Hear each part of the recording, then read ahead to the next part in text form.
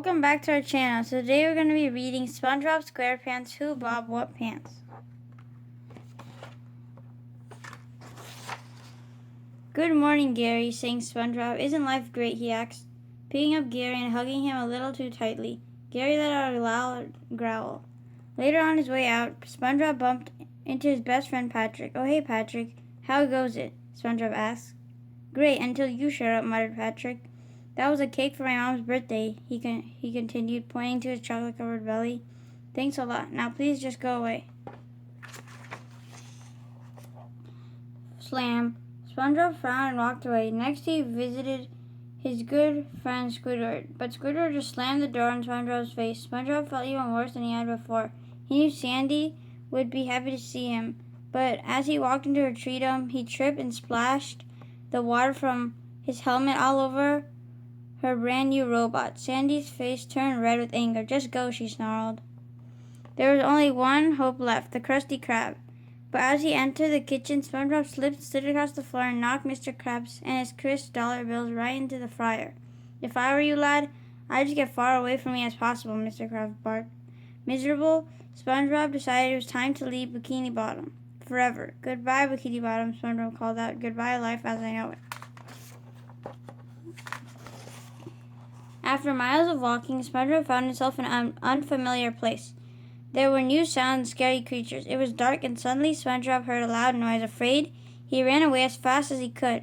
As he ran, SpongeBob tripped on a rock and tumbled down a tall cliff, bumping his head hard on the way down. Meanwhile, back at Bikini Bottom, Patrick was knocking on SpongeBob's door when Sandy appeared. Patrick, where's SpongeBob? She asked. I don't know. I've been knocking at his door for 3 hours. Worried, she gave the door a quick karate chop. Boom! The door came crashing down. Inside, an oversized Jerry let out a meow. Oh boy, cried Sandy. Gary said SpongeBob left a note. Burp.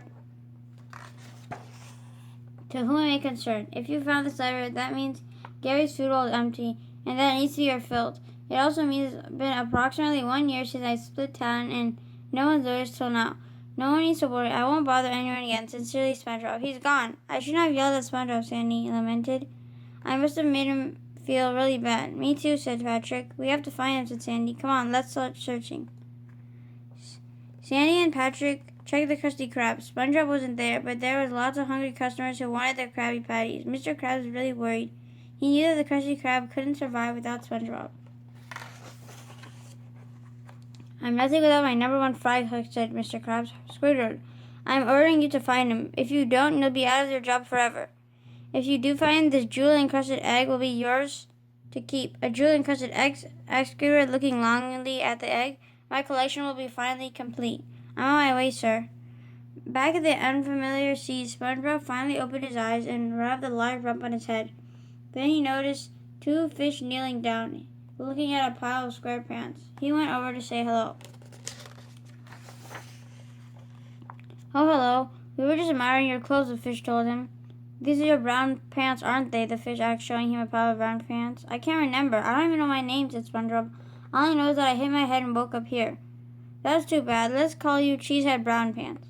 Just then, SpongeBob felt something in his pockets. Hey, what's this? He said, pulling out a bottle of bubbles and blowing one. Not bubbles, shouted his new friends, and they ran away. SpongeBob started walking. Soon he found himself in New Kelp City. Grr. His stomach began to growl loudly. He needed food, but he didn't have a penny in his pockets. There was only one thing to do, get a job. But his fantastic bubble-blowing skills made every employer run away in fear. I don't understand, thought SpongeBob. Is something wrong with this place, or is it me? SpongeBob began to walking around the city aimlessly. To cheer himself up, he took out his trusty bubbles and began to blow. Bubbles will steady the old nerves, he said to himself. Bloop, feeling better already.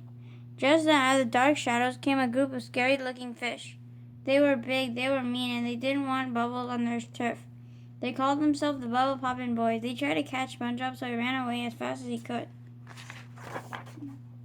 Then SpongeBob had an idea. He blew the biggest bubble ever and caught the Bubble Poppin' Boys inside. It floated far, far away with them inside, never to return.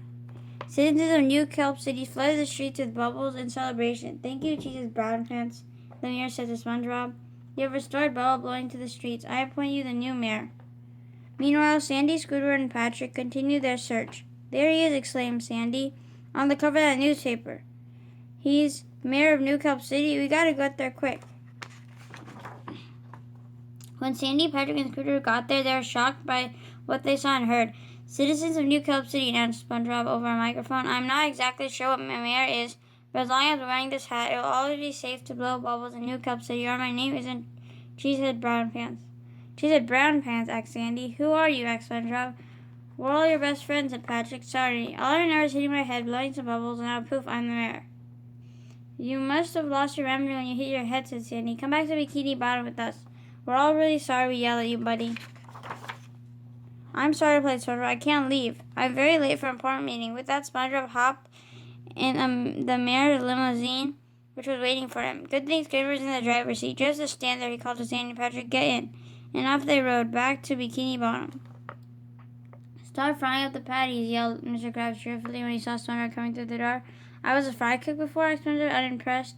Yes, lad, the best in the business, replied Mr. Krabs proudly. Well, I'm going back to my mother's job as mayor, SpongeBob announced, dropping the spatula on the floor. New Kelp City needs me.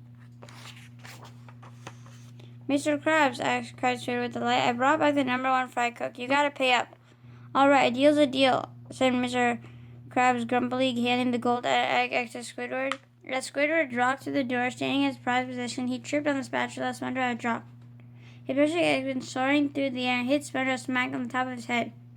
You okay, SpongeBob, asked Sandy. Just a bit of a headache, Sandy answered SpongeBob. Well, time to get to work. Patrick, Sandy, and Mr. Krabs all jumped with excitement. They were thrilled to have him back. Everyone was so happy that SpongeBob was back home. Order up, he called cheerily from behind the window of the Krusty Krab kitchen. Things were finally back to normal in Bikini Bottom. Thank you for watching. Hope you guys enjoyed Who Bob What Pants. And stay tuned for more book reads coming soon. Take care, guys. Happy holidays and keep on reading. We'll be back soon. Goodbye. Bye.